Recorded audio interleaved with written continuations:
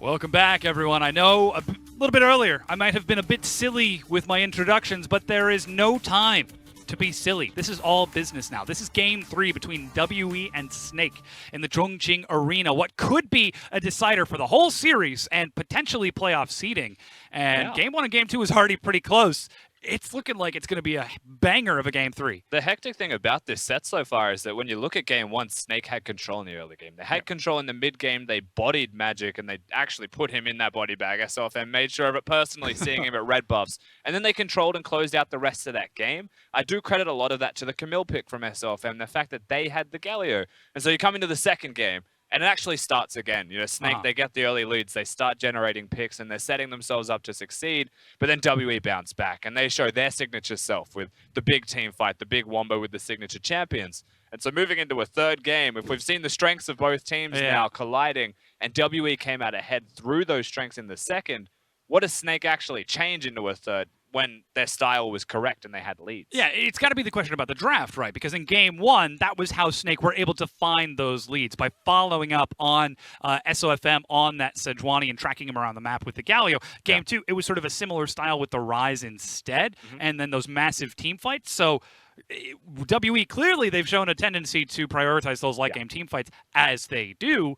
Can they allow that? Can Snake allow that to happen again? I liked the priority from WE in the second game towards the Galio, and I do think that whilst the Rise was a strong pick and a viable option from Snake, I think the draft is the place that has to change. You ban the Galio potentially, and then pick the Rise still. If it's something that you want to play, don't give them the pure wombo. Don't give them the Gnar, Jarvan, and Galio trio to win the game with. Because it's not hard to be a Jarvan in that composition. If Cher is the one shot calling constantly, he just has go, and Jarvan actually just goes, and it works.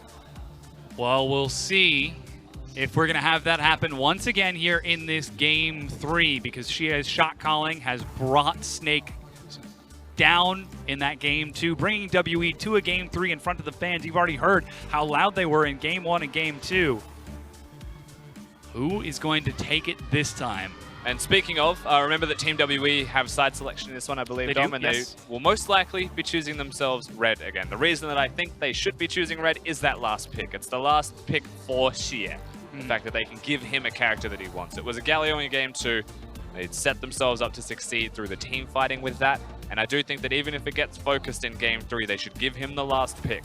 Doesn't have to be a Corki, doesn't have to be a Galio, but for a man that has a wealth of champions available to him, and with the fact that Mystic even got his MVP in that second game, I know I keep mentioning it, but there's always still the come. There absolutely is. I mean, it's a strategy that we saw last week from Team WE. We just heard from the analyst desk how excellent Mystic's performance was. We could even see it ourselves. Luckily, we were here watching the game too. Yes, luckily we were. Could he be back online? Could it be happening? I don't want to say that, because I said that like 2 weeks ago, and then the next set he just completely blundered. Yeah. But I think it's the result of... It's playoffs, right? It's the pressure is mounting, and diamonds aren't forged under cool, calm conditions. They are forged under fire and heat. And pressure. Yes, Rusty. Definitely. That is the word that I didn't say there for a reason. But it's still true. I don't think that I would credit all of it to Mystic, though. I think it's still a team thing. I do think that 957, Sierre played incredibly well in that last game, and so did Mystic, but because they all did, that's why they look so convincing in those victories. And yes, he gets the MVP. He was very valuable, but it was all of them. And without the two people standing in front of him carrying, what was Mystic going to do with a Draven sprint? And that being said, Magic, when we've seen him turn online in the past, it's usually very difficult for him to use this phrase sparingly, turn himself back offline, if that makes sense. He's not a player to tilt and fall back down. His performances, when he finally is able to catch up and get up to speed, he doesn't lose momentum in between games. So this could be a repeat of that game, too, if Magic is able to follow up with a similar performance. But that said, we are in pick and ban for the final game in this series, the final game in the Chongqing Snake Arena, the so lovingly dubbed Snake Pit. As Owen Wilson over here just notes, Gnar banned away from 957, Camille banned away from Flandre. Oh, wow. Yeah, they got rid of the Camille and the Gnar. Both target picks towards the top lane now going to be removed, and Snake have innovated this time around. They're sick of the Sejuani. They want nothing to do with it. Get it out of here. So they expect Magic's going to pick something like the Jarvan, and they may as well see it first before they try and take him down. I think it's what they're looking towards now. SOFM may be getting a little bit more empowered, and they've taken away the WE first pick standard. Varus is now the follow-up from Team WE, so already we can see WE perhaps returning towards an older standard, the very early AD carry priority, as it's not only Varus, but also Braum to match across from that Tahm Kench. That said, Sejuani, Jarvan, Olaf, all of those junglers are open. So is that Ryze, and Guogo, like you said, he was having the game of his life in Game 2. Yeah, he did a lot of work, and the Ryze is still a very good option for him. Now, the Galio is up and available, however, so there's always going to be the counter option here for Team WE with the Varus and the Braum locked in. That's not the part of their composition that reveals their full team strategy. It's just a good pick that comes from those two. Stable bottom lane, the ultimates are there, the Q is there, and they're able to lock down their targets. And Snake have responded with, actually, I do kind of like this. Even though it's into the Braum, I think Crystal wants that comfortable option. It's Jhin Tahm Kench into what was a Jhin Braum earlier, but 957 is the one taking Ornn here in this next round for the picks of WE. That means junglers will fall to the wayside, along with the top laners for Snake as they continue to ban away Flandre's Gangplank.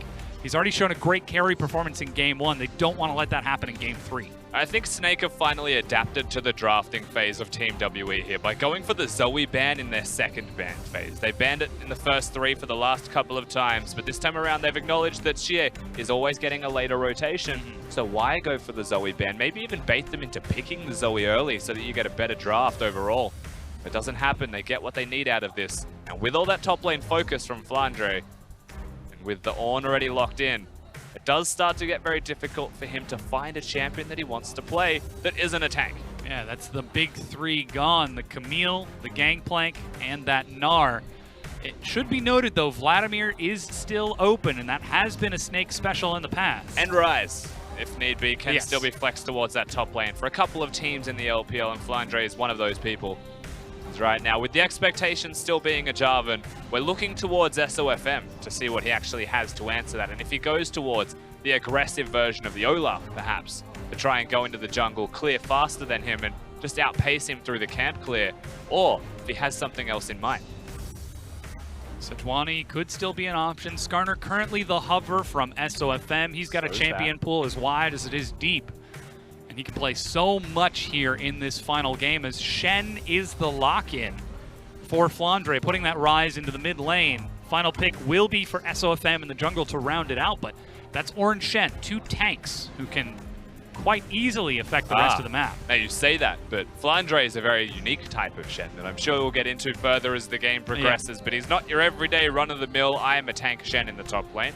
He's usually a Trinity Force Shen. And of course, the composition from Snake does get rounded out with what's usually seen as the counter towards the Olaf, but is also just generally very good into tanks right now. That is the Trundle. Trundle locked in for SOFM in the jungle. This is interesting. As now the final pickup for Xie will once again be that Galio, precisely a 50% win rate here in the LPL. Very high popularity champion showing up in a lot of games, both banned and picked, but Xie has really made a name for himself, originally on that tank Galio, but now more so on the damage Galio. As we get into this Game 3, once again, the Colosseum is ready. The Jarvan Galio combo from Magic and Xie with Mystic on that Varus to fire in from the sidelines. The Cataclysmic entrance combo still well and truly there. The Ornn as well being able to complement with Engage from long distances to perhaps set up the Jarvan to go forwards. Team WE, they've got what they need. They've got the tools to win this game, but Snake are the ones who have thrown a spanner into the works, honestly, with their draft, with their style of play here. The fact that they've gone for the Trundle and Jhin, I think, is a nice combo, of course.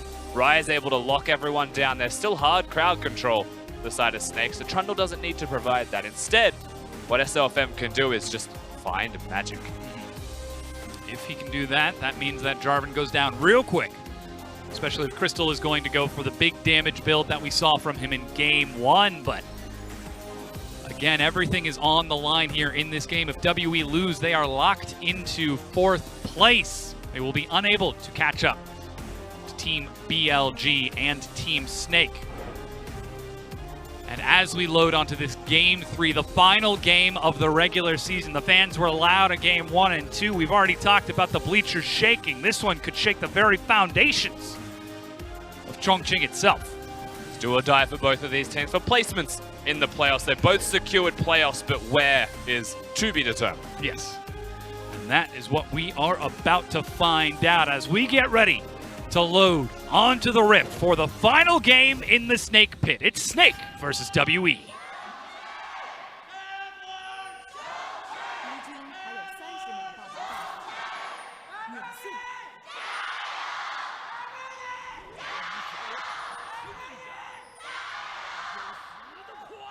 Starting loud and starting strong, of course. They finish at home just as strong as they started, all the fans in the Chongqing Arena. And already we've seen a little bit of vision control from the side of WE trying to be established. The flag being used by Magic actually spots out SOFM. And the reason that I bring this up is that Snake love their early vision control. They love to send one rogue member into the jungle of WE and find where he is starting or where he is not. That is the SOFM way of life. If you set him up to take extra camps, he will do that. WE actually with their response of their own. And look at that. Early control ward in the pixel brush of Snake. Looks like it's a rejuvenation bead start from Flandre. He's the one who decides to donate that vision towards his team early on, as SOFM will take that Trundle start on blue, and Magic will get a similar blue start from Mystic and Celestial. Amusingly, the last time that we have seen a control ward start in the LPL was another top laner, but it was an Ornn who went towards that build. And the reasoning for Ornn usually, you're like, okay, he can purchase himself some items, it's not a big deal. Shen, in this instance, is perhaps hoping to procure some items via Kleptomancy, taking them from his opponent, and that is where we have to start as well. Flandre has gone for Kleptomancy. He loves himself some Kleptomancy, Shen, especially in the tanks. The reason that he goes towards this is that he starts to outscale, and he often builds the Trinity Force, so gets towards his carry items super quickly, and becomes a very prolific split-pushing threat on the map. Very hugely impactful if he's able to find a carry undefended. Heck, even if he doesn't. As 957, he played Shen earlier on. Will Flandre be able to match that performance or put his own spin on it? Meanwhile, Guoguo taking early control of mid lane, ticks over to level 2, as SOFM will lope his way into the jungle of Magic just in time to see the red buff being taken. But still, Guoguo hovering towards that top side. There's no way for Xie to catch up, and SOFM claims what is rightfully his. I'll walk straight in, of course. You can see his runes, and that is pretty much the entire Raptor camp belonging to SOFM. The battle for the last one is a very heated battle. Yeah. That's 2 small Raptors for Magic out of the entire camp, and he wastes the time sitting there. And of course, Trundle's gone towards the press the attack. He's got presence of mind, he's got the tenacity as well. He wants to do a whole lot of tanking whilst dealing damage at the same time. On the opposite side, the secondary runes for him was the ultimate hat. Of course, you want to use that on those tanks whenever you can in teamfight, so the lower the cooldown, the better it is for yourself. And it actually works very well into Aftershock. Xie is running that one, so anytime that the Aftershock procs, if you use the ultimate on that, you get the bonus resistances from the Aftershock, and it takes that away usually from the person as it subsides. Interesting. SOFM playing the cerebral game with his picks so far, much like he plays the cerebral jungle matchup. In the bottom lane, Crystal once again back up in Magic. He had a better showing in that... Oh, good block with the door. He had a better showing in that game, too, with his Comfort Draven in terms of that laning phase, but all it took was one poor trade, one overextension, and it was a 30 CS lead for Mystic. Could we see him try to turn it back here in this Game 3, or will we have a similar performance to that Game 1 and Game 2? And what is the catalyst that will determine whether or not that happens? So far, it looks like it might be the junglers as Magic spots SOFM, actually uses the Aegis on himself before hopping over the wall. Yeah, I think SOFM was looking to perhaps use the pillar and try and cancel the flag and drag if it was possible, but Magic, knowing that, psyched himself out and tried to trade against the Trundle, lost the trade and then backed away anyway, so he'll retreat back to his own jungle. SOFM went to base, does still go to his Raptor camp in the end and will secure that one, and the red buff is up and available, so it was a cheeky start from the jungler of Snake, but he's been able to hit it home quite nicely. Look at the CS differential as well between each respective jungler. Already those Raptors coming into play, and difference between the two as Mystic constantly pushed into his turret here, catches wave after wave. Other than that, though, seems like fairly safe and standard laning phases so far. Xie is holding down the fort in mid lane. 957 happily pushing away to his heart's content in that top lane. Almost full build on his Shen, of course. Conversely, 957 can craft his items, so neither of them need to recall if everything goes perfectly to plan. In saying that, they still need to very soon. Top up on that health and mana, yeah. Yeah, more importantly, don't die to Magic and SOFM. Like, imagine a Trundle's currently winning in the jungle role pretty comprehensively right now. You can see a 20 CS difference. But if you consider that that's not just a CS difference, that's an experience lead, then this starts to spill over very severely. You look towards top lane hitting level 6, there is a chance that by taking this camp and being able to go back to even his own jungle, he hits 6 as top laners do, and that's really potent. Really is. Even Guoguo getting pulled over to further deny Magic these Raptors. SOFM has staked his claim. He is teaching Magic a lesson. You might be able to take game 2 with an excellent Cataclysm, but you will never take my Raptors. These are mine. Remember, this is the day you almost took your Captain Raptor Sparrow. My Raptor camp, you mean? No, it's a lot of focus, but it's actually about the draft. I think that's the reason for this, of course. He can look forwards if Guoguo is able to rotate first. If Flandre is level 6, well, the junglers can't 1v1. Someone has to help Magic, but no one's really able to. But now the Xie is 6 himself, of course. You have to respect that, the follow-up at anything nearby. And that's why Guoguo needs to be there first. He'll never rotate first if they leave at the same time due to a Galio's ultimate. So he needs to make sure that he is the one moving. This doesn't end. SOFM is actually on the blue buff right now, and I don't think Magic has any idea. I haven't seen any pings over here, though we do see a defensive ward that will spot this out, so it seems as though WE are content to give it up. And notice SOFM pings an assist ping towards his own blue buff. Flandre, of course, at a stone's throw away from it, could perhaps walk over and ward.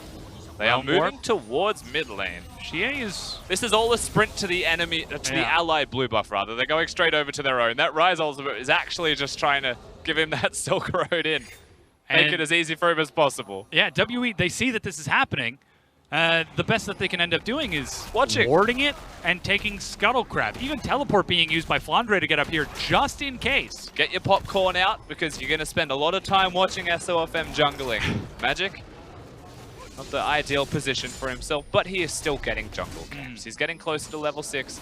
Once he gets that, he could impact the map. He could influence it with the Cataclysm, have the Galio. Coming bottom lane is a very viable strategy for the side of Team WE here, as it's a Braum this time around with the Varus, so they can engage.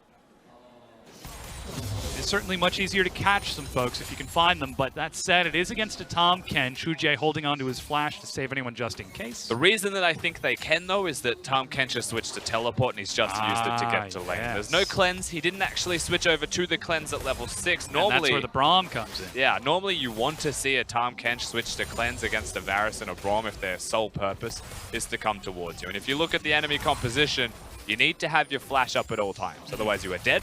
So you want to switch over to the cleanse to ensure that the small skirmishes that may be unfavorable still get you out of line. Snake seem to be aware of this. Look at how far back Hujier is playing. He doesn't quite know where that Jarvan is, but he does have an idea, as currently there is a control ward placed at the blue buff. What he doesn't know is that Magic is still level 5. Yeah. It's pretty slow for this one. SOFM a full 2 levels ahead. He's got the highest experience differential of all junglers in the league. And he's adding to those stats right here and now. Xie is even being denied a recall as he nearly has his teleport. And still SOFM is denying vision, fighting over every little thing. The Raptor camp is there. Ooh. And Smite is actually used by Mystic to pick it up. Now he's level 6. Now SOFM maybe not going to be in such a great spot to challenge it. Magic forces the engage. Hero's entrance. That's a Cataclysm, but Stand United means the fight turns into a 3v2. Xie is the target as they turn. Here comes 957. He's joined as well, but it's first blood to Guoguo. SOFM backs away, and Magic will die as well. A double kill to the mid laner of Snake. I feel like this is a case of forgetting that once again that a Shen exists. Yeah. Shen uses the ultimate, comes into the fight, and makes the difference because they don't get themselves the kill very early on. In fact, they don't get one at all, and by the smallest margins of health, SOFM does get to survive. Now, of course, he goes forwards here, uses the ultimate, realizes that Shen's coming, and they choose to select Xie. He's the member that they want to kill. 957 tries to contribute, use the ultimate, but his team's dying, and he just has to sit there and watch him die because the Shen gets into the fight with the ultimate, doesn't just throw it on. And Guoguo, with the tier and Catalyst, was just firing off shots. Look at that. He's 1,000 gold ahead, already finished off the Abyssal Mask. This is worst case scenario for Team WE because it's not just a jungle lead, it's spilling over to lanes. This is Snake playing the Snake special right now, and strategically get SLFM ahead, use him as a point of focus, have the Shen to actually enable him to go further and get more from it. They are pushing now for the maximum, but more so because WE seem frustrated, or they're taking disadvantageous trades when they shouldn't be, and they have no right going for them. WE, though, still have got a strong late game composition if they're able to scale this game out, if they're allowed to make it to that point. I feel like this is risky. Yeah, Snare actually locks onto Mystic. That's the Realm Warp to get Guoguo in, chilling Smite, and immediately Mystic is dead. They're opening up with the Curtain Call. Celestial tries to kite it back. The bullet hits him once again. Guoguo snipes the kill away from Crystal as Magic is just forced to back away. 4 kills to Snake as SOFM is just declaring that he wants to win this game. He certainly is. He walks bottom, just dives, and it almost feels too casual from the side of Snake being successful with that. Now they go bottom. They get themselves the first turret of the game. I'd like to see solo gold, of course, going over to Crystal if possible. SLFM's already far enough ahead that he doesn't need to be here for this, so they will do exactly that. Snake mounting themselves a monumental lead. Oof. It's all 3 lanes that are performing well from Snake in this game 3. 3 kills on Guoguo, 2 assists onto Crystal and that solo gold, another 2 assists onto Flandre. Oh. WE, look, we talk about them losing gracefully. This isn't it. Across the board, all that's left is 957 to die once, and then it's just teamwork at its finest from WE. But no, this is so much a jungle-oriented game. Yeah.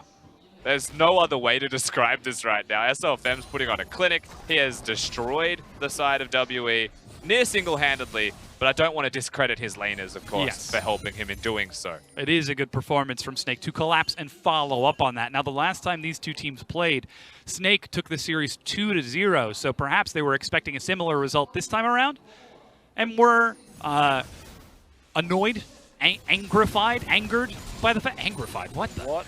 Angered by the fact that WE brought it to Game 3 in their home arena, in their house, on the last day.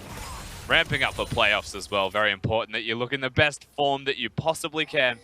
And that's what this game feels like to me. This could not be more picture perfect to Snake's style of play. The way they've executed, it's impressive. Now they move towards the last remaining thing that you would expect. Now they've got turrets to break down.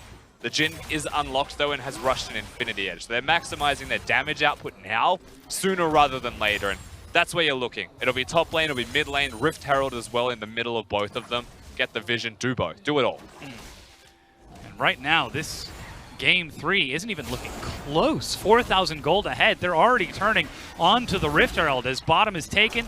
Crystal swaps top, and though Mystic is trekking it top to try to defend, that's still a full wave that Snake will get to hammer onto it. Everyone's here from Team WE, and it feels like they are going to try and push SOFM away from doing the Herald. That's the pit of destiny almost for Team WE. Yes, that was a Tenacious D reference there. Hell yeah. Absolutely phenomenal. Wasn't even intentional, but I'm going to own the it. pit of destiny. That said, they're unable to dance with the devil just yet. I've opened a can of worms. You have now. Because this is the best game in the world from Snake. They couldn't remember. But now you just, no, that's it, it's over. Okay, 14 minutes. And Rift Herald was picked up by Snake. I mean, this isn't Atch Ketchum versus Gary Oak. This isn't like an even head-to-head rivalry matchup. This is Gary Oak versus Bug Trainer. And WE, they had a good game too, but... Here comes the Rise ultimate. Yeah, that's immediately it. They dive onto Celestial. This could actually be a bit too much. SOFM uses the Subjugate to give himself some extra resistances, but he is saved by Hujie. They get the kill and immediately turn onto the Tier 1. Yeah, they just get out perfectly fine, pretty much unscathed from that.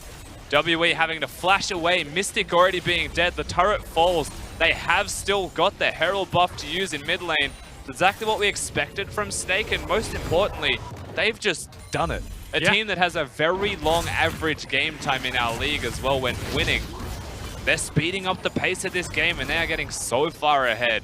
so quickly. Absolutely. We have to ask, where has this Snake been all year, all split? Why is it week 10, the last game in their arena, the last possible game of this final match, that we're seeing them start to pick up the pace? I think it's just that Snake went missing in the middle of the split, but they found themselves one more time. Losing 3 times over to the top 3 of the East is annoying, may affect your team's mentality perhaps, but ultimately they've come back to the West. They're starting to get those wins back again. They found themselves one more time, and now they're pushing towards the mid lane outer turret. At the very least, they're going to chunk it low. They do some big damage, but Xie, along with Celestial and Magic, stand their ground to keep the turret standing, but like you said, it does take a big chunk of damage. And in the meantime, Snake is going to use that, well, I say Snake, SOFM is going to happily invade and press into the enemy jungle and start setting up wards. You can already see the ward line across the map from Snake has pushed past the river into the jungle of WE. From the current lane assignments, however, this is the most terrifying part for WE, and it's not even the gold lead. It's actually where the players are set up. A Tahm Kench and a Jhin sieging mid lane. Imagine SOFM running into your jungle now. Those two are just going to immediately rotate with the Abyssal Voyage. You've got a Shen that's always going to be a stone's throw away, and a Ryze ultimate. That's what we see right now, the exact combo you mentioned, and the Realm Warp is all of Snake show up on the bottom half of the map, with the exception of SOFM. I'm glad I said it and they did it, but it's unfortunate with how they did it. They just didn't find the pick that they were after in the end. Still, that is a good look in. The turret in the mid lane is gone regardless, so they can continue to set themselves up as they are. They don't have the teleport from Guo though, so that's not optimal in terms of lane assignments from top to bottom if they're going to try and focus out 957. And as you mentioned, that Xie did push into the top wave, so already the proper response from Snake to catch as many minions as they possibly can. Now there are 60 seconds until that Mountain Dragon is up. And with Guo, the guy who's got 3 kills for the team of Snake, the majority of that gold in his pocket, on the other side of the map, there could be an opportunity for WE to try to extend this out a bit. That is partially correct. Right now they're trying to kill him, so they've actually put themselves all towards the top lane, Magic hovering the area with Xie. That's where their combo is. Technically correct is the best kind of correct, though. The thing that still gets me is like 4v4, even though he's 3-0-2, I still don't think WE will win the 4v4. Okay. They need to have a numbers advantage. Snake need to be at a disadvantage to be able to trade, honestly, in these games. Trundle's too strong. He can't, like Jarvan rather, can't deal with him. Xie can't really deal with Guo, and Mystic and Celestial are struggling to deal with Crystal and Hurier. So the individuals they are losing. They need to bring Magic somewhere, they need to bring Xie with him, and they need to force the trade. If they trade down, as long as they're trading, that is something that you can look towards. And for me, I would sacrifice the Dragon completely. I'd actually move all of our members to the top lane. I'd just try and get that outer turret if you could, if you're WE. That said, WE, instead they make the wrong decision and find themselves giving up the Dragon for just about nothing, as Snake instead are the ones who pick up and swap to the other side of the map. So perhaps WE find themselves reeling at how quickly this game has exploded out of their control. It's double mountain for Snake. And Flandre, he was the one pushing up top. He didn't have teleport, but he did have Stand United. So even if WE were feeling a bit frisky, Flandre could have just hopped in. So they could have. Of course, the lane assignments from WE aren't really set up for the Baron either. And Flandre now being here with 957 means that Snake, they've moved towards the bottom lane easy as you'd like. They've utilized Hurier's ultimate as well in that Tahm Kench to go down there and pressure it. He's now just on your screen, waddling towards mid lane. That's where the control lies. All of the vision wards, all the control wards are there in the blue side jungle of WE, and that's what they're utilizing as their pivot. We're seeing pings back and forth, mid and bottom, the push and pull, and WE are the ones trying to juggle these spinning plates that Snake just keep on setting higher and higher. The mid tier 2 is slowly taking some chip damage from Crystal, and so is the bottom from Guo. Something is going to give, and it's not going to be Snake's Siege. Unfortunately for WE, it is going to start giving very soon. A Banner of Command has been secured now in the top lane as the second item of choice from Flandre. What's an Ornn to do against that? He's not going to have a very good time trying to clear it. So that turret starts to fall, or at least a lot of time is spent by 957 to deal with that. Xie can't deal with that. There's magic damage from Mystic as well, so he has to just purely auto-attack to secure it. And from that, it actually unlocks an unlimited potential, honestly, to the side of Snake. They could be anywhere on the map, put the banner anywhere opposing side of the map, and secure the objective where they are. And Now, let's see where they decide to head after the recall. Flandre is heading bottom. Baron has just spawned, and with the bottom tier 2 taken, that's a lot more room for Flandre to push around in. Not to mention there are still wards for him to hang on, but already Magic, he's trying to regain some ground for WE. He groups up with Celestial. They're rocking some control wards to try and claim some vision. Oh, Sweeper will spot that ward. He knows it's but there. It just fades away. Yeah, he won't be able to clear that one. So vision will still be secured, but of course the fact that he knows it's there, and there's 3 control wards for Celestial, that's the name of the game plan right now. Clear out the wards, set yourself up. Don't let Snake do Baron. So this is a bit interesting. SOFM has built the Zeke's Convergence 2 games in a row now. Yeah, he's done it again. It's curious. Of course, the last game I would have preferred if it was something like the Warmogs. Oh, yeah, he wanted to empower the Draven. This time around, the Zeke's Convergence. We'll have to see who he actually puts it on. I have a feeling that putting it on someone like the Shen may even work wonders for them to get the Ice and Fire procs going together. Trundle will always use the ult at the start of a fight, so it's a very easy way to proc that one out. It's cost efficient as an item choice as well, and this is actually just generally the Trundle standard for items as they go. It could well be a banner, could be a locket, but this is what they want. Magic over the wall, zoned away from the Baron. He doesn't even get a ward over the side, as already Snake are playing that Baron dance. They don't have to worry about the tier 1 that was in game 2 that prevented them from claiming so much vision, and already they are accelerating the pace of this game. Look at the gold difference between 80 carries alone. And top 1,700 top lane. That's another, what is that, 2,200? Yeah, he's very far ahead. Far enough ahead, you might say, to get a Trinity Force. If you were Flandre, he's got himself the Stinger, so that's where we're going. Ah, yes. Sure, the Raz classic is Trinity Force. Always clapping his hands with joy. The fact that we get to see the Flandre special. I think it's great. I actually really enjoy that this is a strategy that he has made for himself, that he is committing to going towards, because it works. Every single if you pick a tank into Flandre's Shen, you know he's going Kleptomancy, you know he's building Trinity Force, and you know he's going to outscale you in the 1v1. Oh, go. Taking some damage there.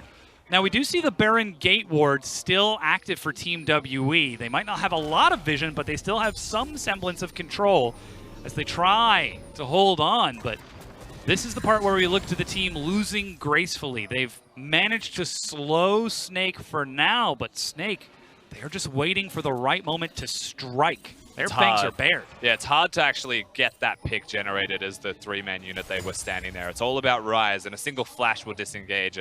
QSS isn't available yet, though, so it is super easy to follow the pickup with damage if they can use that Rise. But they can't always keep him around. So that's where it gets really difficult and really trying for Snake. The generic 3-man unit that they've got running around is a Jhin, Tahm, Kench, Trundle. You can hit a pillar, maybe you can hit the tongue and slow them down, but they're just going to walk away from you. And that's what we see here. As Magic, once again, steps up, is slowed on the way out, but that's a lot of members of WE there. Magic, look at the burst. That's the Subjugate. And he's forced to back away. The jungler is now disengaged from this fight. Meanwhile, the 2 top laners are skirmishing on the other half of the map. A blast going in, and immediately they turn it onto the Baron. Remember, it's double mountain. I like where your head is at, Rusty. WE immediately still turn here, into though. it. Over the wall, it's Xie Flash, and he steals it away. Magic holds his ground. The Flash, and he is not able to get in. The only person who goes is Hujie carrying Guogo. Celestial is trying to get in there to save him and do even more. Hujie retreating, Guogo with the shield, but it's a fight on 2 fronts, and Xie finally dies to Crystal. Curtain Call is the first bullet, is the second bullet, it's the third bullet, and the 4th hits Celestial, but it's 7 kills to 0, and Baron saved by WE. Snake get a 2-0 trade in the end, right? And they just, oh my god, what more could they possibly do wrong in that fight and still come out ahead? The Baron stolen by Magic, Rise ultimate flashes away. I hope we get to see a replay because a lot of it was messy, but Snake are good enough players that they make it work. They'll secure themselves an Infernal Drake, and yes, the Baron is stolen away. An unfortunate circumstance and end result for Snake, but they are still 7,000 gold ahead. We get to see this again. Well done from Magic. He is gone. From this point, SOFM, he is not in it. But then they're going to have to just save Pride for Guoguo the whole time. Hudia just keeps him inside his belly for the full duration, runs away, and they do keep him alive. And because of that, they get a second pick on Xie on the backside. It's a 2 for 0. Everything gets to subside with an Infernal Drake, and it's still a big gold lead for them. But WE bought time. Magic bought them time. That he did. He's able to keep his cool and help his team stay alive for just a bit longer. And this is getting more and more dangerous. Now it's 7,500 gold for Snake, but with that Baron buff, it's much more difficult for the team to try to break any turrets. Fun speculative theory, of course, that I'm gonna say to you. Hit me. If you go for Trinity Force Shen as your third item, you've gone for the Banner of Command second. What is the counter to Banner of Command, Dom? It is Banner of Command. I was going to go with Zerat Portal. No, the only counter to Zerat Portal is Zerat Portal. The counter of Banner of Command I see. is Banner of Command. If your third item is a Trinity Force, that is physical damage that you're dealing. Could you imagine if we had those rules for rock, paper, scissors? And scissors is the only thing that beats scissors. Yeah, exactly. That'd be horrible. It would make for some very interesting games because everyone either loses or wins. Best the twos. Just like the LPL in 2015. But you already mentioned the Banner of the Command now being used by 957 in the bottom lane to counter out Flandres. Both of them have used each other's. The point I was making, though, is that the Trinity Force kills it quicker, so perhaps he's built himself for a dueling counter for the itemization. That's a knock-up and the stand united onto Hudye. Crystal dancing around the side. Still going to be firing shots across. Baron is only up for 45 seconds. The clock is ticking on WE's grace period. Yeah, the clock's ticking on their ability to defend above all else here as well. They've bought some time, perhaps some items, perhaps some vision, but the 1-3-1 is already in place from Snake against the Baron buff WE. They are just going to start bleeding objectives like it's no man's business. It's going to start falling from Tier 2, yeah. Will break. That's all of the outers, all of the inners gone. 15 seconds on that Baron buff. And even while trying to stall and hold on with the Baron buff, they lost both of those tier 2s. So still the threat of Snake's raw stat advantage is enough. Guoguo is single-handedly smashing Xie. He is. He's able to poke away at the turret up here in the top lane. Xie doesn't have the best time trying to stop him. There's no flash on the Galio either. So actually being there and pressing to stop it is, here we go. The most depressing thing in the world. That's it. This is what we want to see. Get it. I was playing One for All the other day. Sad auto attacks. I was against a bunch of tanks, and they slept on the fact that my Banner of Command would smash them with any kind of damage at all. So I built a Banner of Command and built tank next to them. It was great. Feels good. It got a double. I actually got a Banner of Command double. Whoa, Magic forces the engage onto Hudye. He's the support, and he's nice and tanky, but isn't able to get himself a shield. Knockup hits Crystal, and look at that. WE haven't found one, but they've found two. Guoguo on the side.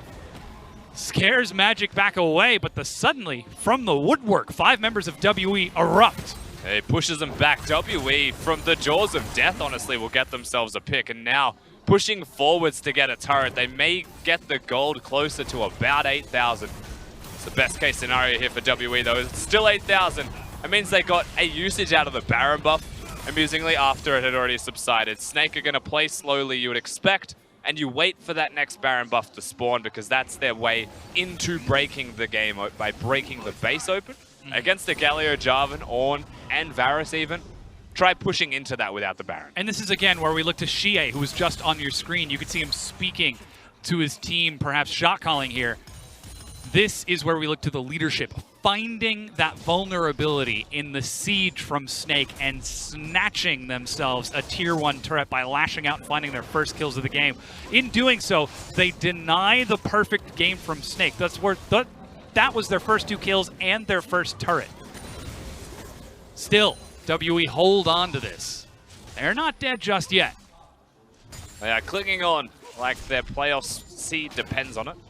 Which it does. Which it definitely does. Yes. Still waiting for Xie, by the way. If you're wondering why Magic had gone from blue, got it low, went over to his Gromp, he was buying time and he didn't want to give a chance to the Snake to look at it and steal it away.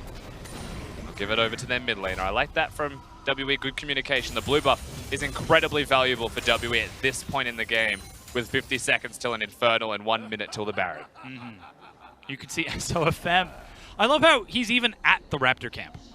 When there's there's nowhere else for him to be. He can't siege, he can't look for picks or anything, so he just defaults to go to the Raptor camp and laugh emotes. He's doing the correct thing, though, Yeah, by absolutely, standing in the one place in the enemy jungle where they don't have vision. Yeah. He is currently just a standing ward. So what else is a Trundle to do but laugh at that fact? A dance?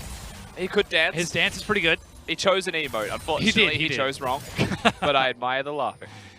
Snake, though, they're not rushing for the Baron. They're rushing for the Infernal Dragon. Remove all chances for WE to come back in this series.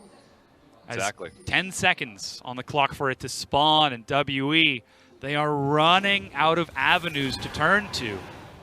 Once again, Snake utilizing Gwoko as someone to take the objectives by himself. They make sure that the Ryze has a blue buff, and that blue buff Ryze can pretty much walk over and start the objectives off easy as you'd like. WE on the opposite side, knowing that the Infernal Drake is a place that they'll at least look at. They can't start the Baron, it's not available until right now. So they don't really get a window of opportunity to do anything other than place vision. And again, it's all about buying that time, and maybe that's an extra 1 minute spent where Snake just clear wards out. They don't do the Baron. That's a good minute. They're going to look for SOFM, who stepped forward. Knock up hits only Flandre. Crystal on the side decides to turn it with the curtain call. Celestial in the front. Pops open the door, and the Glacial Fissure. Shadow Dash, look at the damage Flandre is doing as Celestial forced to flash him back away. Mystic kiting it out in the back. Magic finds a good Cataclysm. They use the combo, but Knockup doesn't find anyone. That's Celestial is dead. Magic flashes back. Shie forced to flash himself. He has to turn and enter the fight because it's a Knockup, and Snake are successfully tracking it down. They found 2 kills so far. Nearly, that's going to be 3 kills as Mystic and Magic run to the hills trying to get back. Nowhere to go. But nowhere is safe. Snake just decide to run their stats in. Now it's 3 kills. Wait, Rusty, are they going to try to end the game here? Straight towards the bottom lane. They're not going to the Baron buff. Crystal and Gwoko are stuck until the minions come in. At the very least, you would expect an inhibitor to be seen with 30 seconds on the carries. I think going for the end is risky, but it's the decision that Snake have decided to make right now. Teleport is going to get Hujie back in. SOFM in the front, tanking the turret. Magic is going to try to keep himself up. That's going to be Call of the Forge God. Knock up onto 3, but it's 5 versus 3. Snake continue to fire shot after shot. They may have dropped a few games last this series, but no one forgets when they went nearly undefeated. This is their house. This is the Snake Pit. And Rusty, this is Snake taking the series 2-1. The stars align for Snake Esports. They get the Drakes. They get the team fights, and SOFM has an outstanding game number 3 performance, going into the jungle, netting himself such a large lead, an incomprehensible lead for WE to try and come back from. Their mid lane control, their top lane control, they did it all expertly, and this is the Snake Esports that you want to see going into the playoffs. This is that Snake in Week 10 form that you hope to see, that has very rarely existed since Snake's inception into the league. Yes. Always the dark horse, always the team to upset and surprise, never the favorites themselves. But those Snake might be second in their group right now. They could be saying they very well could go first. As they try to finish off here, a deep bow from the players. The final time they're going to bow before this arena of fans. As Snake have now finished off their 2018 spring season at a grand score of 12-7. Locking themselves in playoffs is a wonderful thing to have secured for yourself. Second place is a bit bittersweet though, if they're able to stay there. That does pitch you against IG if you're able to get that victory in the quarters into the semis. Never ideal, but with the way Snake played today, I know Frostker had mentioned it after game number 1. I feel like game number 3 was another leaf from the playbook of things that Snake can do to perhaps try and take down Victus Gaming. You're absolutely right. It was fast and furious, early and aggressive. Just about every single lane was able to succeed off of SOFM's aggression, and early on in the series, we had to ask, Snake were on the back of a 3-series loss, and we asked the question, is it the team that has to match SOFM's style, or is it SOFM who has to change to match the meta, to match his team style? Well, I think this game is pretty clear evidence that SOFM is kind of the way to go for this team. I think the major point is that they could do both, and they just need to pick one. If you want to work around SOFM, then work around SOFM. Pick winning lanes, set yourself up to succeed, and I will say, for what it's worth, this set is kind of capitulating the strengths and weaknesses of each respective roster, almost to a T. WE are not known as a drafting team. They've always had weaker drafts. They've always shown that they want Galio Jarvan though, so they'll pick that combo, but then tend to have losing lanes in most places, or they will just lose lanes even if they miraculously pick winning lanes. It's just the WE way of life. And against Snake, you have to win lane. You have to control lane, or you at least have to be able to pivot first to your jungler if something goes wrong, but We saw the losing lanes in this instance, at least the pressured lanes, with Guoguo unlocked, with top lane being shed into the Ornn. They're just clearing, it's nullified, and SOFM walks into the jungle. No one's there to save Magic, no one's there to help him, and that's where the inexperienced member of Team WE will get exploited, will get exposed, and is taken out. Yeah, it didn't quite work out for WE in this Game 3, but now it's time for our analysts to break down what happened in that Snake win. Thank you, Dom. And honestly, that game was almost a perfect game. For the majority of it, there was not a single kill, a single dragon, a single baron, nothing going over to Team WE. Of course, until, you know, Magic happened to jump over the wall and steal Baron for some reason. But apart from that, it was almost a perfect game coming out of Snake. And I feel like we've seen the multiple ways that Snake can actually win in this series. It's almost like a microcosm for Snake, where it starts so good and everything's going right, and then just randomly at the very end, boop, Baron steal. However, the story had a happy ending in this case, you know, because right now Snake is still half a series ahead of BLG. However, that does mean that our final game of the split, BLG versus EDG, will have a lot of meaning, because if BLG win that matchup against EDG, they will take the second spot. So it opens up the door now to BLG. Yeah, the drama, the tension is high, and just kind of go back to congratulate Snake for actually having a great series against Team WE. I doubted them. I saw them on their loss streak. I saw them go down 2-0. Or 0-2 to OMG. I thought they had a bad read on the meta, but proved me wrong today. SOFM pulling out the Trundle jungle. It was one of the picks that actually destroyed him in that OMG series. Yeah. They had then had to ban away in game number 2. So showcasing that they are still adapting, that they are still learning, and they're trying to gather up a larger arsenal heading into playoffs. And that's it, right? I feel like they've kind of changed their fate moving forwards, because it's like, this did feel like a microcosm, and it's just like, is this really going to end the way that it always ends for Snake, and they'll end up losing the series against WE, and it's all sad times once again in the history of Snake, but they actually turned it around. You're absolutely right. Like, they came with a bunch of different picks and strategies that they can show moving forwards heading into playoffs. So I'm personally feeling a lot more hopeful about the future of Snake. The question always then comes down to, though, the on the day individual performances, because no one is going to doubt SOFM. Yeah. People will doubt Crystal. People will doubt Hude. People will doubt Guoguo. Guoguo has what I like to call an effective or a limited effective champion pool. He looks great on the rise. He looks phenomenal on the Galio. But if you start moving him around into other picks, suddenly his inexperience starts to show. So how much can SOFM and FLICKR cover for the rest of this roster that is still very green and still learning a lot? Trying to play around specific points on the team may be one way around it. You know, they've definitely played towards SOFM in this series. And in fact, SOFM will pick up our man of the match in our third game. And I do think that if we had a series MVP, it would definitely go to SOFM as well, because he was the linchpin around which everything revolved around. I mean, frankly, the 2 games that Snake won in this series, SOFM did get man of the match. Oftentimes, he will get it next to FLICKR. I believe he was the #1 MVP of this team before them, but I believe SOFM's caught him now. So we keep saying these names, FLICKR, SOFM, FLICKR, Yes. SOFM. If those 2 don't perform on the day, Snake will fall apart, because none of the other 3 members have been have showcased the consistency to step up. Maybe Guoguo, but you still have to look at that bottom lane. And then if you look at the other teams, Invictus Gaming, Royal Never Give Up, Edward Gaming, that's iBoy, Jackie Love, Uzi, and that's when Snake tend to fall down. Yes, Crystal stood strong against Mystic today, but Mystic has also been very inconsistent in his recent performances. That was actually a question I was going to ask you, and you kind of answered it yourself. It's like, well, if SOFM has a poor game, if SOFM doesn't perform, perhaps he's exploited, he walks to Raptors and then dies, then what happens? Do they just implode? Do they just explode? What happens to Snake? But you're right, it does go around those other lanes, and it's just like, well, other people have to pick up the slack. I mean, we literally saw what happened. Even as SOFM, everything goes right for him, as it did in game number 2 of this series. Snake ended up still losing because they couldn't team fight against Team WE, and a lot of that was on Crystal's positioning on the Draven.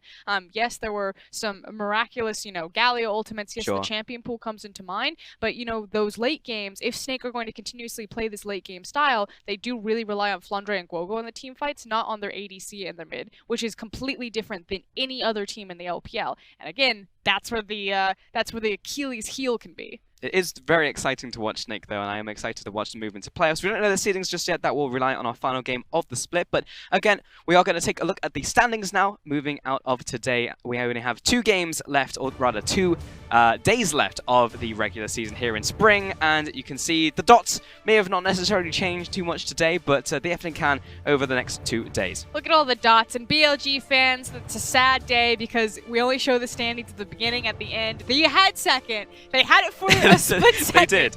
and it's gone again. But like you said, it will come down to the very last game of the LPL, BLG versus Edward Gaming, and if BLG win, they will take the spot. And again, every spot counts in this weighted playoff bracket. Yeah, we will also have our final East Conference day tomorrow as well, so look forward to that Rogue one. That Warriors. will, Rogue Warriors will be coming up, and also it would be deciding the fate between JD and Suna Gaming. So let's go ahead and take a look at the matches coming up tomorrow. As you said, Rogue Warriors will be taking on JD themselves. That'll be an exciting one, followed up by RNG versus TOP, and we'll round that day out with LGD and Invictus Game. Both of those last games are happening at the same time. We will just be covering RNG versus TOP. And I know everyone is very excited tomorrow. We've got EU LCS Finals, NALCS Finals, the LCK playoffs. There's a lot. Yeah, everything's coming at you. If you want to hit a really good game from the LPL, Rogue Warriors versus Jingdong, it will decide our final spot. And Rogue Warriors tend to struggle. Jingdong has a lot of rookies that, if you haven't heard of these names, Yagao, that guy, definitely up and coming. And I actually think it decides that side of the bracket as well in terms of how difficult it is. Because if you look towards Rogue Warriors, they are